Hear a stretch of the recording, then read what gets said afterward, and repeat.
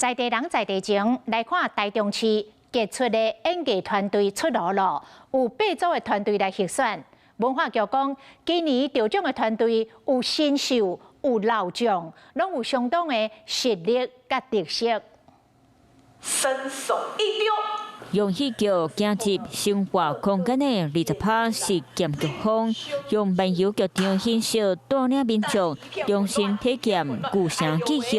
到这2年才转型成比较专业的剧团，那其实我们主要就是希望可以推行在台中的表演艺术生活化。台中市文化局举办授奖典礼，由台中市文化局长陈家军来授奖，嘛希望团队继续加油表示，好过侪台湾人和世界的朋友。明白台中表演艺术的水。这一次也非常幸运的，就是有在台中的屯区艺文中心，就是为期2年的驻馆计划。挑选的8支团队有表演音乐和舞蹈等等，台中市文化局会和因同齐合作，让各界感受台中表演艺术的力量。你好，我是宋彦明。想掌握最及时的新闻资讯吗？赶紧订阅、按赞、开启小铃铛，锁定华视新闻 YouTube 频道。